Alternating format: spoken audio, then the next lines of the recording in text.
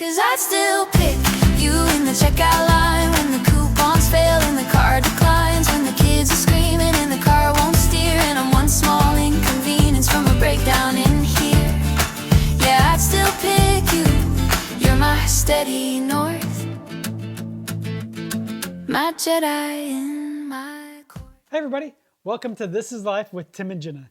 We are so excited to wrap up our series on covenant versus contract marriage. And so this is week 5. And if you joined us last week, or if you jumped in on the podcast last week, we talked about what it looks like for a wife to submit to her husband. Well, today we are hitting the guys, and it's going to be a lot. But it's good stuff. And so we want you guys to join in. If you haven't had the opportunity to look back at the previous podcast, then whether you're a man or a wife, husband or wife, go look at it. Because husbands, you need to understand what the Bible is really saying about asking a wife to submit to her husband, not just wives. And so it'd be advantageous for you to really get a correct understanding on that. It may not be what you think. Maybe it is, maybe it's not. But this week we're gonna hit the guys. And so we've got some good material to get through.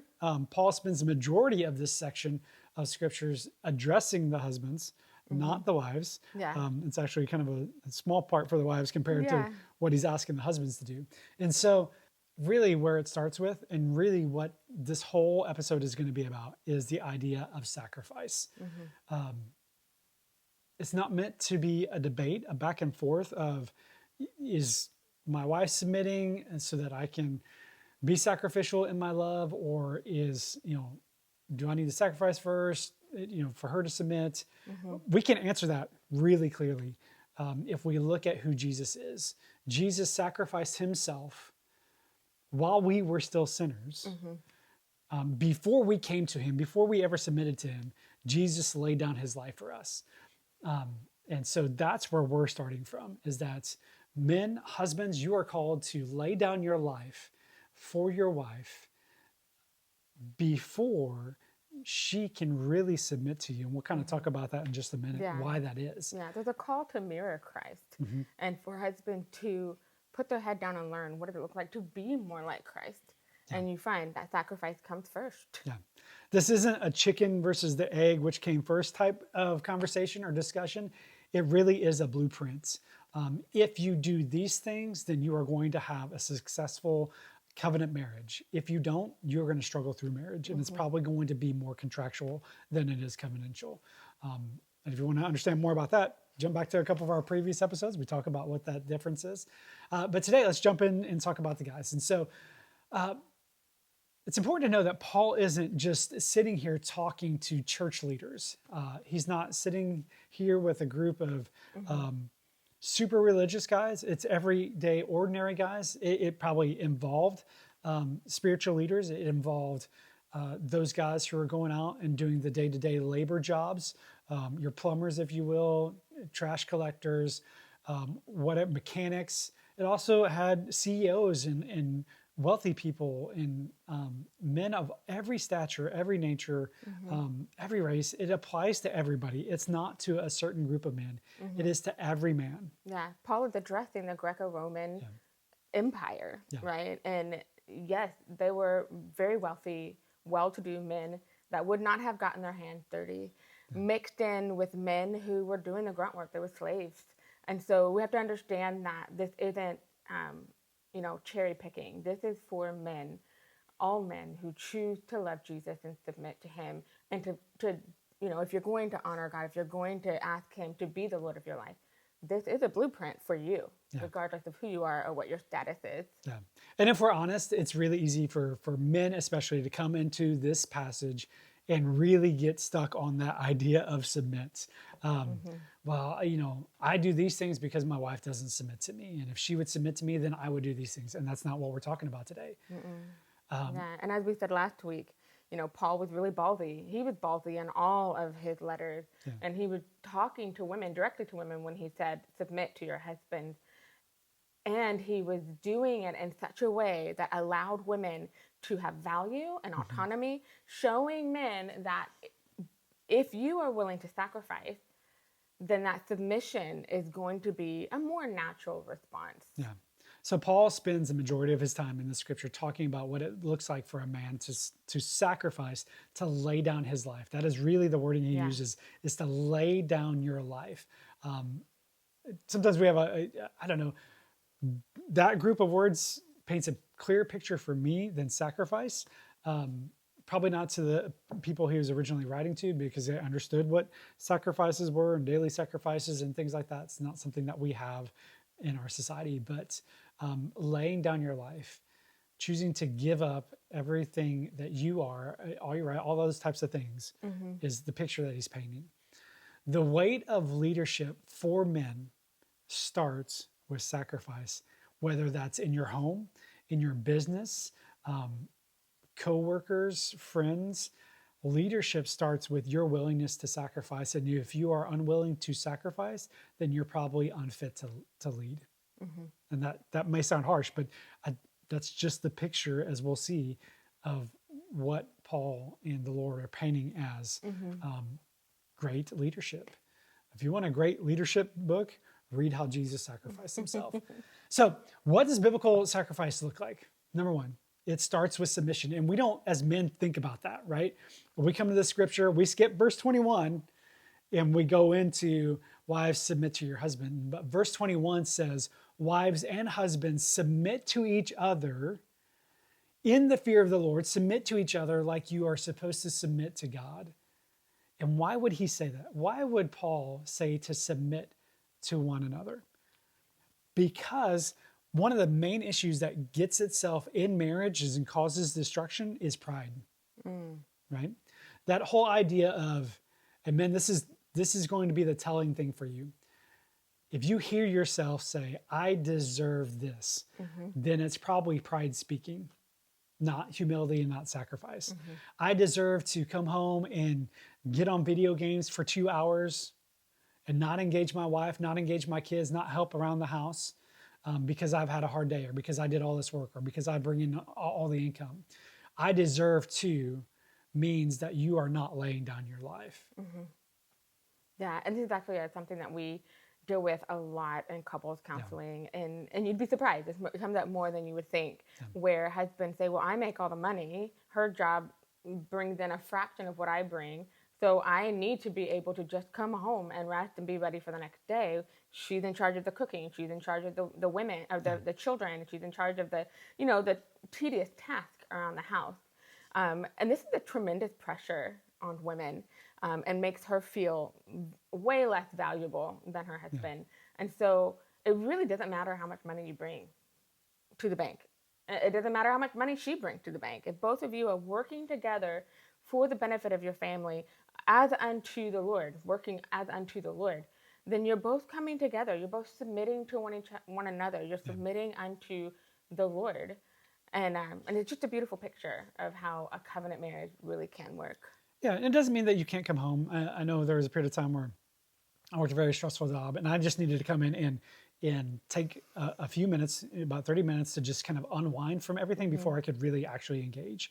So it's not saying that you can't do something like that, but if you're checking out without the intention of engaging at some point, then you are not really submitting yourself to your wife. And you're missing the point of what covenant really is. Yeah.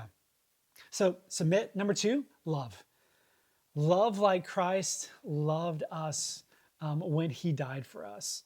There's so many scriptures that paint this picture that God, Christ, loved us before we loved him, and he laid down his life for us. He wasn't waiting for a response to get that first. He wasn't waiting for a commitment first. He wasn't waiting for us to make the first move. Christ led in sacrificing himself for us, and paints the picture for us as husbands to do the same. Listen, our loving our wife, our loving our kids isn't based on what they do for us or what we get from them. It is based on a calling to love them regardless of what is happening, either to us or from others. We love no matter what. And so that means you show up after you've had a long, hard day. It means you show up when there's crazy pressure, whether it's financial pressure, don't know how ends are going to meet, and you're trying to figure that out. Doesn't mean you show up whether you're stressed out.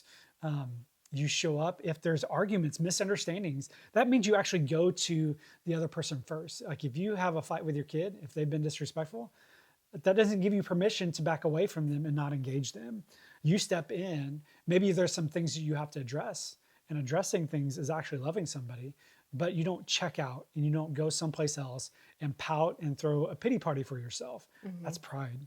That's not love at all. And so step in, engage. Something that I think of all the time now is do the hard thing. If that hard thing is going to your kid's room and saying, hey, I don't appreciate the way you talk to me, but I love you and I want to hear what's going on. Is there something behind this? It's going to your wife after an argument and saying, babe, I love you. Let's work through this, right? Love your spouse, love your kids in the example of Jesus dying on the cross, laying down his life. Working hard at a job isn't enough. At the end of the day, you're not going to stand before Christ and give an account for how hard you worked at a job. You're going to stand before Christ and give an account for those he put under you, your wife, your children, those that you're leading. Like I said before, this isn't just about your family unit. You should be loving the people that work under you at work. And that's probably some difficult things at times, right? Sometimes we find ourselves in jobs where the people that we are surrounded with come from a wide range of things, wide range of backgrounds, wide range of experiences. And sometimes it's difficult to love people. Not only that, this just popped in my mind. It also goes to how we love people on social media. Yeah. It's been so easy to just get on and tear people down because they disagree with us or have a different viewpoint than us. This applies to that as well. Love in the way that we communicate and refer to other people. So submit, love. 3, lead by sacrifice. You heard me say this before. You can't really lead unless you're willing to sacrifice. And I don't think there's any exception to that. You might be put in a position of leadership and be unwilling to sacrifice, but ultimately you're probably not really leading. Yeah. And I've heard this before of, look behind you and see if anybody's following you, and that will tell you whether you're leading or not. So just because you have a position, just because you have a title, doesn't mean that you're a good leader. So take these things, apply them to your life. Do you want to jump in there? Well, I think going back to sacrifice and love and showing up and mirroring Christ, when Christ lays down his life, it is in the most humiliating fashion. Being on the crucifix, the cross, was not glorifying. It was opposite of glorifying, naked and abused and torn apart, and within view of anybody that was around. And I think, and obviously we don't want to crucify our husbands, but I think that there is a space to understand that humility is part of it. That laying down your life means that you lay down your pride, and you sometimes have to wear the coat of shame in order to cover and protect your family for one reason or another.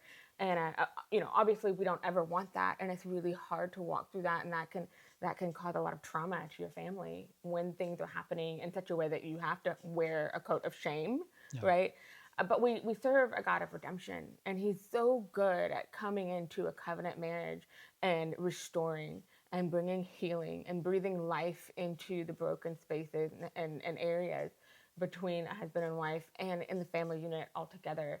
And so a husband who's willing to lay down his life, a husband who's willing to put his pride aside and give room for humility, is going to be a husband that is honorable and respectable, a husband that children will grow up and call honorable and blessed. And so I think it's good to keep in mind. Yeah. So what does this look like in real life? It means that you listen when you want to shut down. You apologize when pride says, no, you're right. You're patient when you're exhausted. That's what daily sacrificial living and leading looks like, is taking the right position when everything else is telling you you deserve not to, or you should not. Because here's the key. Biblical submission was designed as a response to sacrificial leadership. it does not come first. Biblical submission does not come before sacrificial leadership. It comes as a result, a response. And so if you are desiring biblical submission from those around you, then you first have to sacrificially lead. So so if you find that the people underneath you are not submitting, and there's a tension there, first evaluate yourself as a leader. Where are the areas that I can sacrifice more? Where are the areas where my pride is in the way? And work those things out between you and the Lord, and allow those that are underneath you to, help you pick up those pieces and walk forward. Yeah, so lead by sacrifice, but not just lead by sacrifice, lead spiritually in your home. So number 4, spiritually lead your home. Set the tone. Set the tone spiritually. That looks like you being the one to initiate prayer between you and your spouse, you being the one to initiate godly discussions with your children, whether it's around what they heard in Sunday school or at youth ministry, finding things. Every once in a while we'll send our kids like little shorts from podcasts that we follow of like, hey, what do you guys think about this? There's a million ways that you can lead spiritually, especially nowadays. Doing Bible studies together, or taking your family to church. Yeah, taking your family to church. There's finding spaces for your children to grow and flourish in a community of other believers. Yeah. But it's a little bit more than just setting the tone of here's what we're going to do to grow our relationship with the Lord. You also set the tone of your home, right? And so how you walk in the door is how your family is going to respond. So if you walked in amped up, your kids and wife are going to be amped up. If you walk in excited, your wife and kids are going to be excited. If you walked in stressed, your wife and kids are going to be stressed. Yeah, they're going to feel it. Yeah, I have a colleague who says all the time that the husband sets the temperature of the home. And it's so true, because over and over again we hear women and children who say, I just have to wait until he gets home to know what his mood is. And if his mood is happy, then we can talk about things that we've needed to talk about.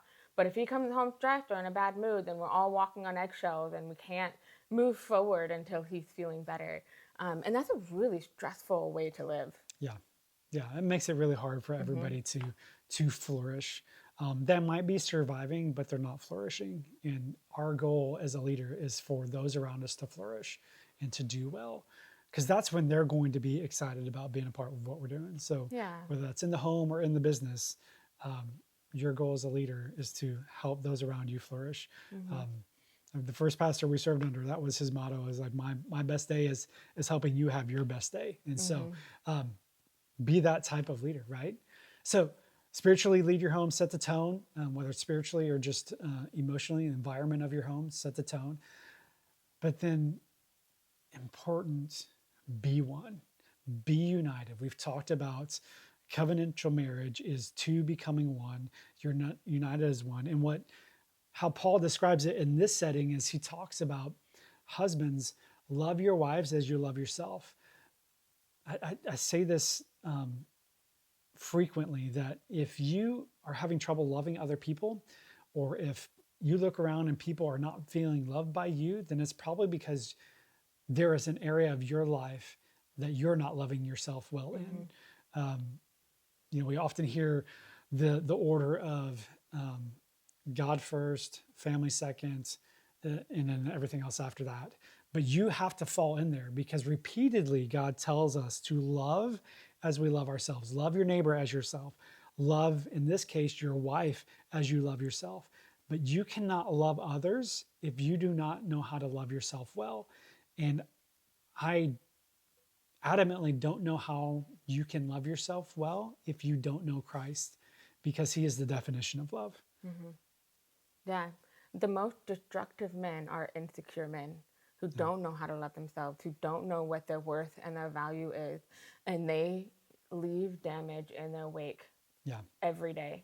And so if you find that you're a common denominator of destruction, relationships are falling apart, your family's not doing well, your work environment is not healthy, you might take a look. Where are some areas in your life that you could pay attention to, and spend some time with the Lord, and find a place to become more secure, to become more confident. If you, like Tim said a minute ago, start by praying with your wife. Start by leading your family in a Bible study. And the pushback I get is, well, he's never done that before. He doesn't know what he's doing. Or, for him to say, yeah, that's not my job. I wouldn't know how to pray out loud if I tried. Well, no toddler learns how to walk without bumps and bruises and falling flat on the face. And it looks so silly in the beginning.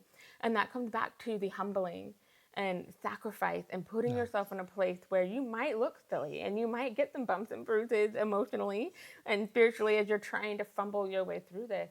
But the more you do it, the more you pray with your wife, the more you open your Bible, the more you engage your children in conversation on spiritual truth, biblical truth, the better you will become, and the more confident you'll be, the more secure you will feel, and it will totally change the dynamics and the temperature of your home. Yeah.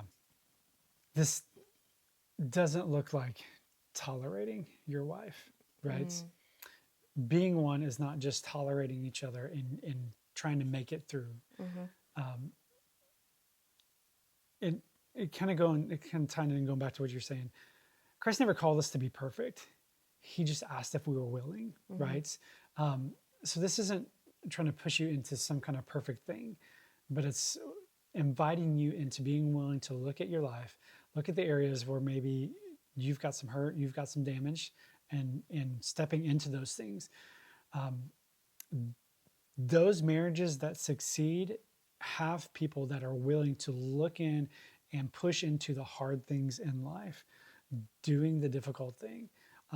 So husbands, the way this kind of presents itself in marriage is cherishing your wife, finding out the things that she needs from you, finding out the things that your kids need from you, not just assuming that you know the right things to do, but humbling yourself, again, going against pride, humbling yourself, going to your wife and your kids and saying, hey, where am I missing the mark? What do you need from me? Are there things that I'm not providing that you need? Pursue, show affection, show attention, show up, be present, be a man of integrity, be a man of presence, be with your wife, and be with your kids. So in wrapping it up, Paul comes back to wives and saying, submit. I don't think that was because he wanted to re-emphasize the whole thing with wives and their responsibility. Really, I think what Paul is doing is painting a picture of submission comes out of the sacrificial lifestyle, the sacrificial leadership. Wives will submit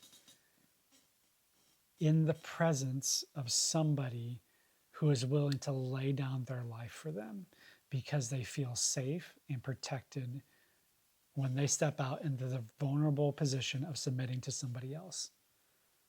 So, yeah. So, what do you do now? Like, what if you are hitting a wall and you're like, I don't know where to start. I'm terrible at this, or maybe as a couple, there's some tension there with sacrifice and submission have gone out the window a long time ago. So, once again, we're wrapping up the last of our series with covenant versus contract. And if you need help moving from a contract marriage into a covenant marriage, or maybe you've started out with full intentions of being in a covenant marriage and it has been really rocky and hard, we have master level trained counselors waiting to work with you at higherhopesonline.com. You can reach out to Tim at higherhopescounseling.com and me at rockwellheathcounseling.com. We have colleagues, we ourselves, our group is we're willing, we're excited, we want to help you flourish in a covenant marriage. And so we're excited to see you soon. Yep. All right. Thank you guys for tuning in this week. It's been This Is Life with Tim and Jenna. I'm so excited you're here. If you haven't hit the subscribe button, please do so. Follow us on social media. And we've got more to come. We'll see you next week. I'd still pick you in the checkout line when the coupons fail and the card declines, when the kids are screaming and the car won't steer, and I'm one small inconvenience from a breakdown in here. Yeah, I'd still pick you. You're my steady north, my Jedi in